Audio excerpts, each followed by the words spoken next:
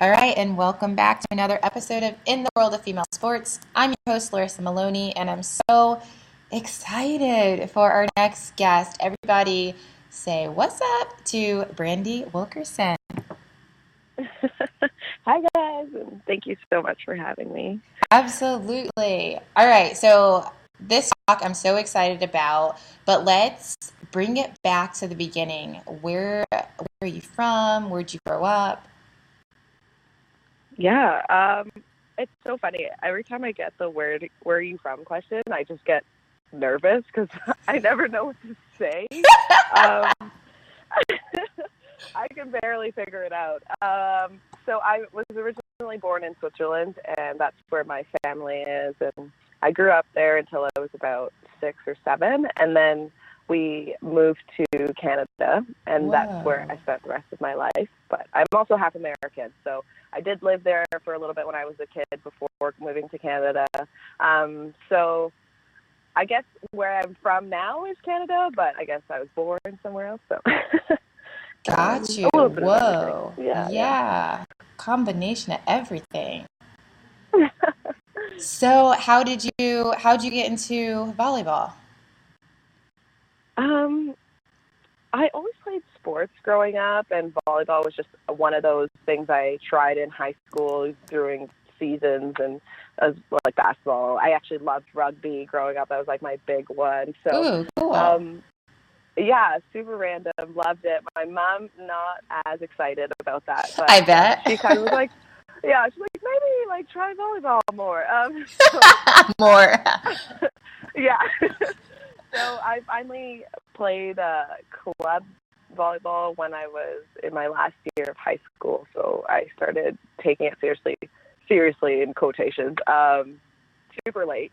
Yeah. But that kind of opened the door for something that I could work on. I found it to be a very skillful sport compared to a lot of other just raw athletic sports that I played. And so that was always interesting because it was very challenging, obviously. And to kind of pick it up, but I think volleyball really came from my friends and family and support system that kind of saw me potentially being great at it and kind of encouraged me to try it and try it and try it until I fell in love with it. Yeah. Yeah. Wait, so you in high school you were in Canada, right?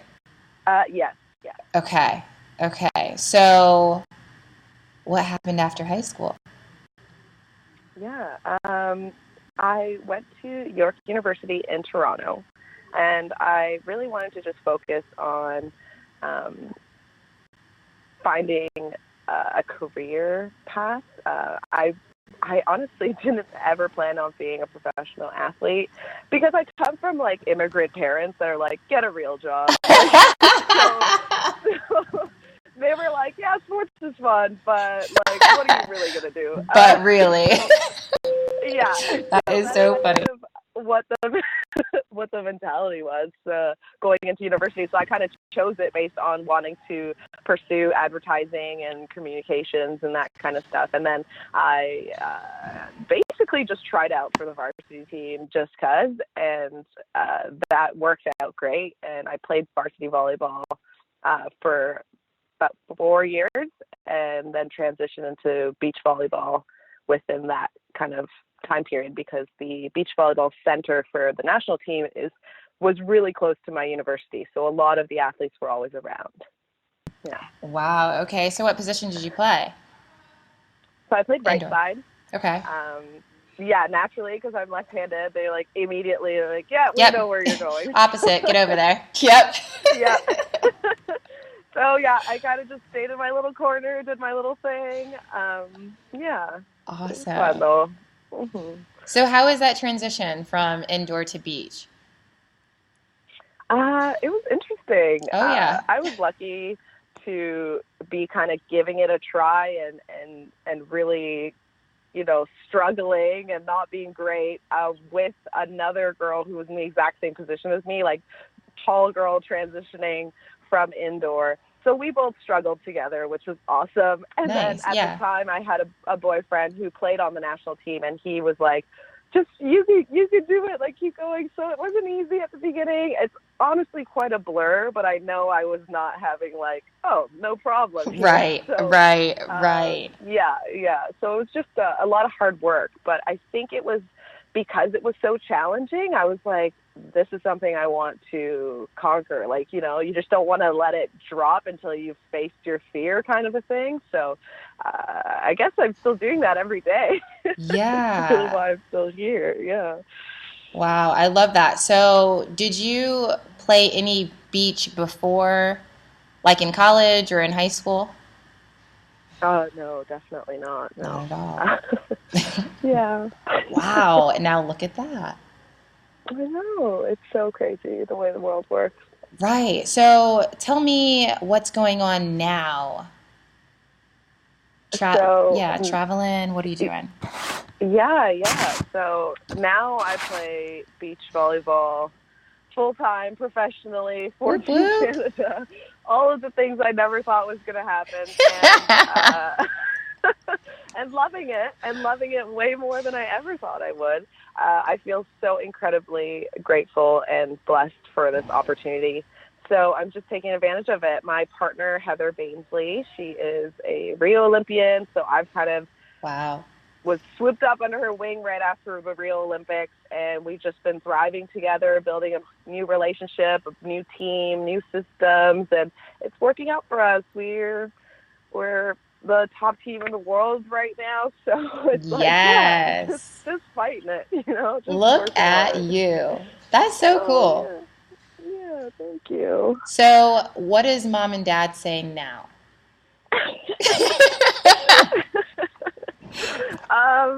I make fun of my mom constantly because it's like, you don't even play. Like, you were not there at the beginning. Like, you know, those parents are like, I always believed. Yeah. She was like, what? You're good? So, no, she is my number one fan. You won't meet a Aw. mother that's, like, more proud. Like, she'll probably blurt something about me randomly in a conversation now. Like, Aw. she is so incredibly happy for me. I think her biggest dream through everything that she was trying to do for me and my siblings was that we just did what made us happy, followed our dreams, like just did something with passion Yeah.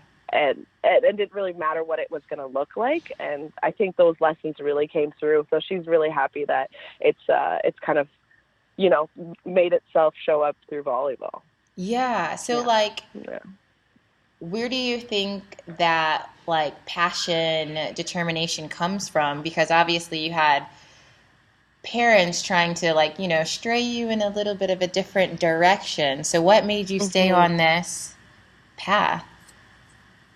Um, I think it's been a combination of things. I think my passion, because it wasn't naturally like about sports, it came from some of the character traits I've developed from my family, from my upbringing, from my Mm, culture, just in terms of resilience and things weren't easy in my life, like being an immigrant, having like a split family, like all of these things that have made me who I am. I think has given me like thicker skin to be able to pursue something aggressively, whether or not other people think it's right or wrong, or whether I know what I'm doing or not. And so it's kind of allowed me uh, to be grateful for the things that are going well and to work hard for the things that I want. And it just yeah. happens to look like volleyball right now, but it could have been anything. And it's like those things that are kind of keeping me in the game. And I'm forever grateful for the challenges and obstacles I've had to face in my life. So yeah, I Wow. think it's been that. I love that. Yeah, absolutely. So tell me about your heritage. hmm Uh, yeah, so I'm mixed race, super happy about that. I guess a little bit of Good, everything. good. Yeah. uh, no, so my dad is a Black American and also Cherokee, and then my mom is white from Switzerland, and Wow. I was raised very Swiss. Like my dad wasn't in my life for most of my life, So he's kind of been something in the distance, but had always instilled anytime we did speak or meet together how the importance of family and heritage. And he has a huge family in Texas. He's from Texas. So I have all my family down in the south, and then my family in Switzerland is a bit smaller, but it's kind of the only one I know. So coming to Canada, such a multicultural country, and especially in Toronto, it's nuts.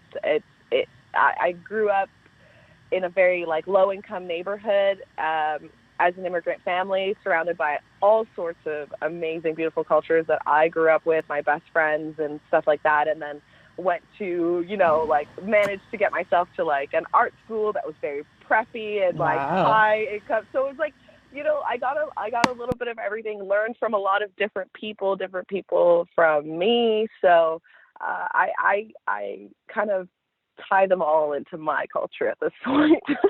So, wow. Everyone that I've met has now become me, I guess. Yeah. Yeah. So when you were with your mom in Canada. Yeah. So we moved to Canada, me and my siblings. Yeah. Okay. How many siblings do you have? I have 3 younger siblings that I love so much. Okay. And are they sporty brothers, sisters? Yeah. We've definitely got some sporty genes in our family. Awesome. And my brother is super intellectual, but right now is pursuing basketball. He's playing in Europe for a pro team in Switzerland. So that's awesome that he's back in Switzerland. Yeah. And then my sister, who is amazingly athletic as well, but is studying to be a doctor instead. And then I have the youngest brother who's going to be like a little soccer star. So, jeez, what a family. Look at that. Oh, thank you. That's awesome. So thank you. I read, I saw one of your posts that you posted, and I thought it was super impactful, and it resonated with me as well. But I want you to explain it a little bit. Your quote was, "Others may reduce me to how tanned I may or may not be, if my hair is blonde or red, curly or straight, if I'm perceived as black enough or kind of white, and sometimes I get caught up feeling I need to identify with one or the other." Tell me about it. Yeah. Because it's deep. It's deep and it's real. Thank you. Thank you. I appreciate that. And I have to say social media has been amazing in a way to have a platform to speak. Not that I give myself the credit that everyone wants to listen to me, but I do think that I wrote that because we're kind of in an age where cultures are mixing.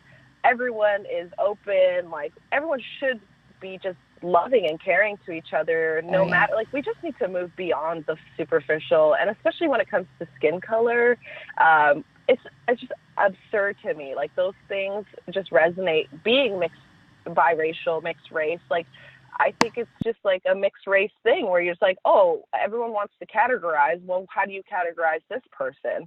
And I definitely don't have a lot of mixed race friends. Like, I'm sure as the years go on, it's going to be like everyone's mixed race. Who cares? But for now, I just am happy to have this platform to share, like, this is how I feel sometimes. And I hope other people are okay with knowing that someone else might feel this way too. And I did get some feedback from a lot of people being like, yeah, like, how do you, why do you have to? And I guess what I'm trying to say is, like, why do you have to categorize, and why do you have to be one thing? And growing up with a lot of Black friends and Black culture, I'm like, I identify myself as a Black woman, but then it's like, it just didn't feel like I could. And it was like, I'm not allowed because my skin's a little lighter and my hair's a little longer, and I dye my hair blonde. So it's like, okay, she's more white then. And it's like,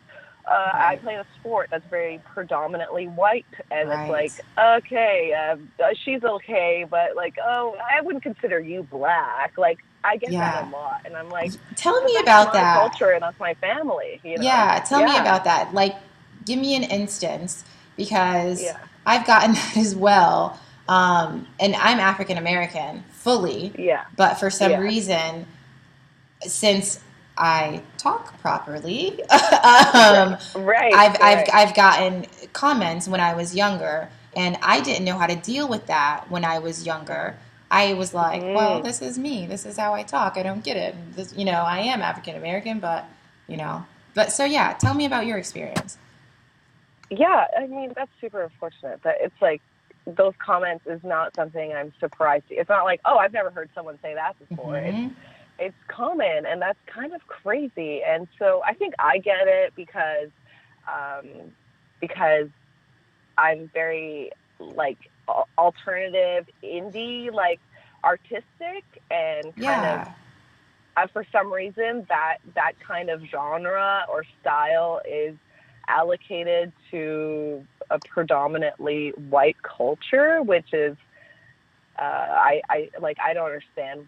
I understand why they maybe it would come from like rock music and all this thing, but it's just like immediately I get put in like, oh, you're not that black because for some reason you're not showcasing this overtly like whatever stereotypical image of R&B, hip hop thug Right.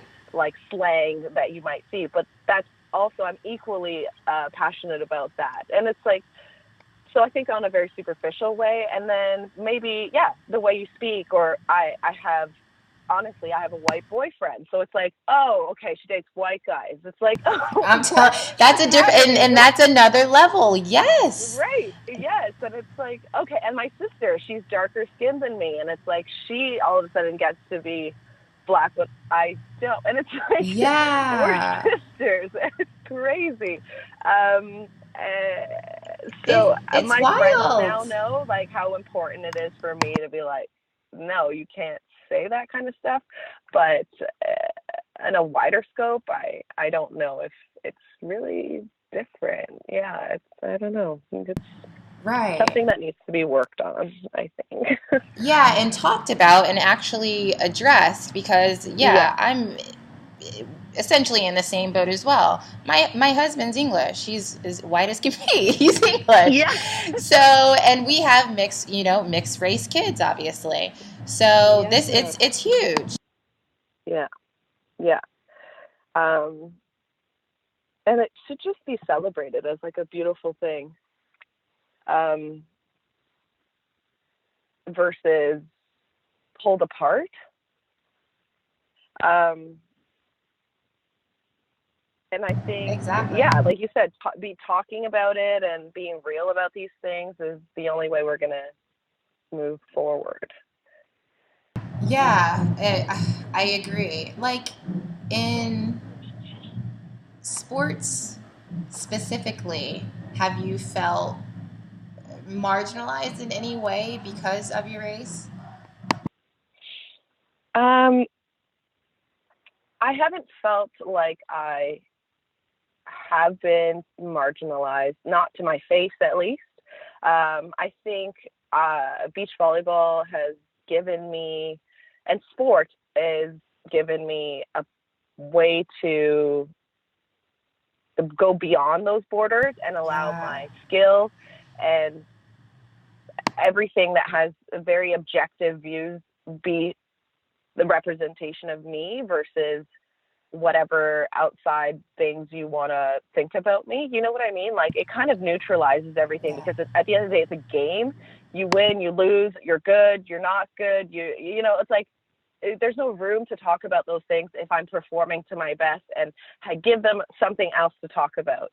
Um, I love and then when I that. do I get their love that. attention, then they can hear me out. So it's like, yeah, Yes.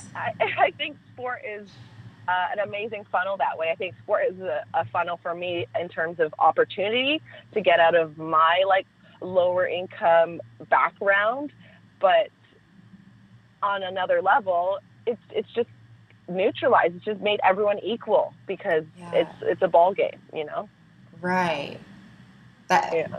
Yeah. No, you explained it perfectly. And like now that you've been seen and people know you now, and I love that you're using that platform to speak your truth. And not a lot of people do that, and it's bold and it's brave to be vulnerable like that. Thank you. I really appreciate that. Yeah, I, it's huge. I love it. oh, thank you. I especially using the word vulnerability. That's like my word. I just love that, and I really appreciate you saying that about me. Absolutely. Have you, talking about vulnerability, have you seen the Netflix documentary with Brene Brown? Brene Brown. Yeah. Yes, How yes, I amazing is have. that? Yeah, I know. I saw her TED talk original So like good. before, Yeah, and I was so like, good. damn, she's on to like she called me out on that for Yep, sure. yep. Yeah, yeah, I'm yeah. telling you. So, yeah, it's all about being vulnerable and taking the I leap and all that know. good stuff. So, I love that. Right, right. So, I know mental health is super important to you as well. Yeah, tell me about that.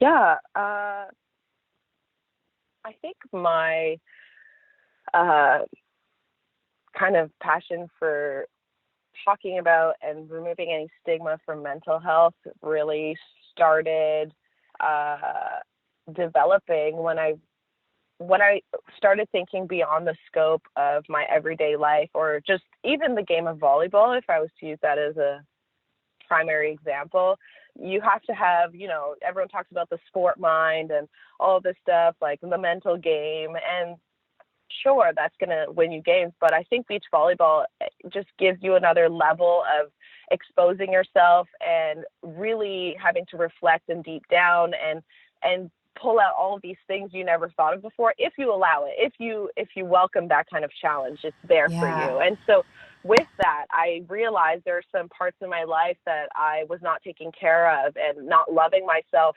truly, and not being vulnerable, or all these things, or um, taking care of my mental health. That's something that I pushed aside to like using sport to distract me from it. And then when I allowed it, I was like, okay, there's something deeper here. And I think, sure, sport showed me the way, but why can't we be that check for each other, and for people who don't have that sport to kind of, show the absolutely. mirror. Um, and I've had so many amazing friends and support system that has kept me in check, and we all understand the importance of having um, mental health as a forefront to be successful in any part of your life. So it's something we all take pride in checking up on each other, and so that's kind of where it comes from. I don't know. What do you think? Curious. Yeah, no, I mean it's huge. And when I was in college playing ball, it just wasn't talked about. It wasn't Yeah. addressed. It was like you feel, sometimes you have all this, anxiety from, you know, the pressure of performing, and none of that was talked about. It was just like, well, you just need to brush it off because you have a game the next day and Right. figure it out, you know? Right. But now people are actually talking about mental health, and people are making it a priority, and it's no longer, a silent battle, and people are battling, it by themselves. So I Yeah. think, I mean, it's not, it's just, it's coming along now. Yes. Yes. Yeah, It's definitely got a ways, but it's exciting that people are talking about it, right. and yeah, And has, taking it the seriously. resources as well to Right. help. Yeah. Definitely.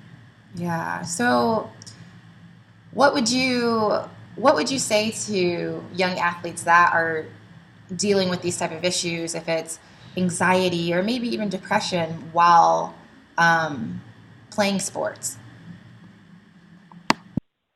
Oh, yeah, definitely.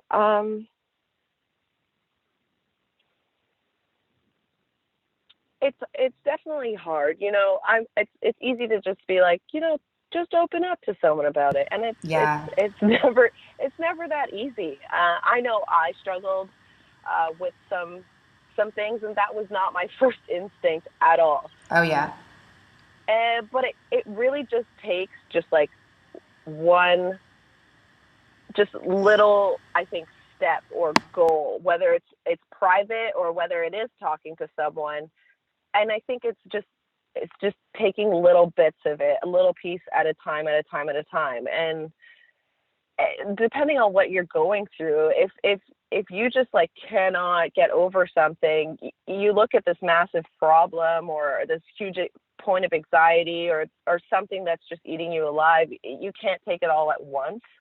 So yes, finding support to help you with it is ideal, but you have to kind of believe in yourself as well. And I think also just know your worth and know that you're worth going through this and worth getting over it.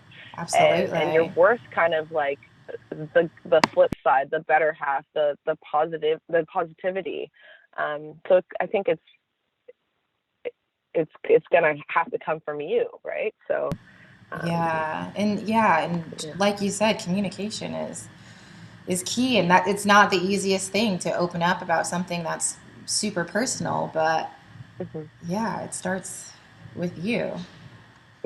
Exactly. So it's interesting, the evolution of the volleyball game, because when I was younger and playing, there weren't a lot there, really at all, African American females playing the game. Obviously, have you noticed that as well? Yes, definitely. It's definitely starting to change, and it's the African American females that are playing are making a difference, are making an impact. And sure, there was like next to none before, and now there's here and there, and I think it spreads because it's like we just need a mentor, a leader, someone to look at and be like, hey, she looks like me and she's doing this, and it's okay to have someone that looks like you and you're inspired. We just need more of them. I love that, absolutely. And and that could be like a thing that young females, oh, that looks like a cool sport, but there's no black girls on tour, there's no mixed race girls on tour, so I can't do that. Definitely. That's a great point. I felt that way about a lot of sports growing up, being like, oh, I don't really see like anyone like me doing it, or anyone with my kind of background, or you need to have this kind of resource, or you need to have parents that do this for you, or it doesn't even have to just be race. You just all of a sudden feel like there's no one like me that has my story. But you'd be shocked and amazed that there are those things available. And if there is something more visual, like someone of the same race doing it, like that's just a beautiful thing for sure. Yeah, absolutely. I mean, I've followed you. I have followed your journey, and you are an incredible athlete. And you play with such confidence. Where did that come from?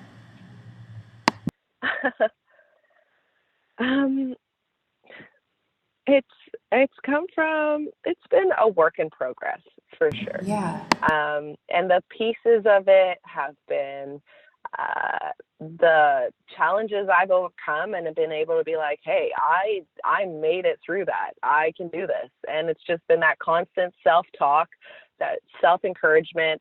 It's been amazing examples. I have strong, independent, beautiful women in my life that are daily reminders of how it can be done. And it's also just like I'm continuously inspired to be that example for someone else. So it's like, how could you love others if you don't love yourself? And that's what I want to do. I want to love and I want to help others, but I need to be that for myself as well. And so people are going to buy into what you sell them. And I want to show them, like, this is me and this is what I am and this is what I want you to be and I want us all to be. So I just kind of try and lead by example in that way, and that it's okay to be confident. It's okay to be aggressive. It's okay to be especially as a female. Especially as a female, especially if you're mixed race, black, just like a minority. It's like, do it so proudly. And it's like, I think a lot of that comes from my African-American heritage and being proud of who we are and proud of what we've come from. That's been instilled in me since I was young. So I'm grateful for that.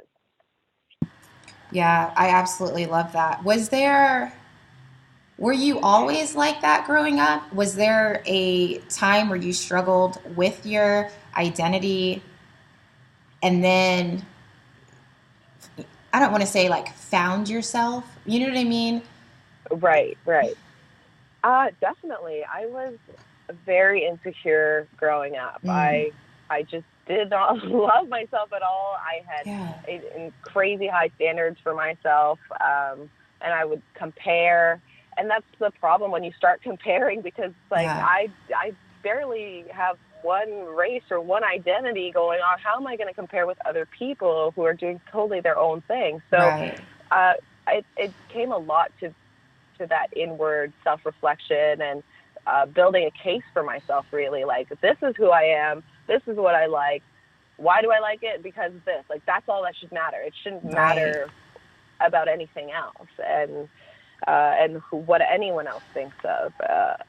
Yeah. So that's why I'd say it's definitely been a work in progress, because I've come from such a like deep hole of insecurity to finding that journey and that way, and justifying my actions over and over and over again to myself first, before having to face other people and be like, justify it to them, not for them, but again, for myself. Yeah. And that's interesting because we think about like the things that we've gone through in life and think about like those times and we're like, God, that was like a crappy time in my life and I didn't value Yeah, myself, or I didn't feel worthy. And like, just for me personally, I look back at that and I say, you know what? Those times did happen and they were crap, but it's made me who I am today and it's made me stronger. definitely. It's so amazing, and it's like so crazy how this universe works, and Mm-hmm. in kind of, I strongly believe that that challenge that you need to grow from will continuously show up in your life until you overcome it. Like, it's It's, just like oh my gonna goodness, yes. keep coming until you want to level up. And so I'm telling you. when yeah, it's like whenever things start coming my way and I'm like, what is happening? I'm like, it's all right. It's time to level up. Like, it is time. So Yes. I read um, I read that, and I mean, there's a million quotes on that, right? And I read that in a book, and it is just so true. Like, if you don't learn the right. lesson the first time, that thing is going to keep coming up in probably different forms, but it's going to keep, Different, yeah. yeah, it's going to keep coming up until you freaking learn it. There's just no escaping. Yeah, yeah. It's, ah, that's just so funny. Ah, one final question. This talk has been wonderful, by the way. Oh, One, thank you. one final question. What's the best advice that someone has given to you that you can pass on to all of our young female athletes that are listening? um,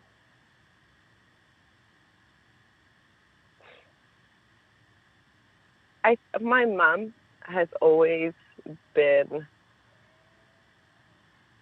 a strong promoter of doing what makes you happy. Mm. And I think it's very simple and easy to just like, yeah, I get it, and then like move on.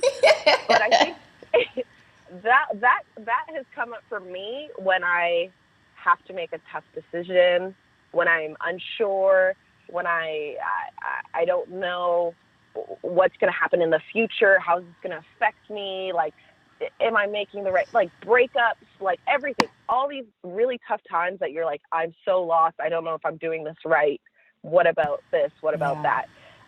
that. When you just handle the information you have at hand, and you really truly just, is this making me happy, is this bringing me like fulfillment, is this what's making me happy right now, genuinely, then it's like, how could I ever have regret for that? How can I ever be ashamed of that decision or not accept that part of my life in the future, no matter what happens in the future, right? Like things might totally change, but that's okay because I did that because that made me happy and that made me satisfied. And that's kind of how I choose to live my life. Wow. Yeah, I love that. Yeah. So I think easy, I'm just like, yeah, do what makes you happy. But I think it's like truly like, yeah, do what feels right now. You have the information and yeah, run with that and have no regrets in the future because you did what was right for you. Right. I love that. Okay, so how can your friends, fans, my listeners keep in contact with you? Stay up to date with what you're doing. I'm definitely active on Instagram. I keep my stories in check and all that. Like that's where you definitely get my personal side. Like I've had like teenagers be like, "Oh, so you guys went to this trip, Brandie?" I was like, "Sorry, but yeah, that's me." Yeah, and I try to be as genuine as possible in a very kind of superficial platform. So it's a tough balance, but it's amazing to have opportunities like this and meet people like you, like virtually meet or however it may be, and connect. So I love chatting to people through that. I have Twitter, Facebook, all those things. Email me. But I love chatting with people. So. Awesome. So what's your Instagram handle? So it's B Viermier. And I've debated, that's been a weird one too, actually. It's spelled B for Brandie, and then Viermier is the last name of my Swiss family heritage. It's a very long heritage, and I'm like technically the last one. So it's tattooed on me, and it's spelled Villeleumer. And I don't know. I thought about changing it because nobody could say it or nobody knows what it is, but I do, and now everyone That's all that matters. Exactly. I love that. Okay, so thank you again for coming on the show, chatting with me, because this talk is super important, and I love it that people like you are being vulnerable and expressing, their truth. So thank you. I really appreciate your time as well, and it's been so lovely to chat with. Thank you for opening up as well. Yeah, absolutely. So we'll continue to follow your journey because I am so excited to see what you guys get into this season. You guys are doing awesome. Thank you. I really appreciate that. All right. We'll speak soon. All right. Thank you. Bye-bye.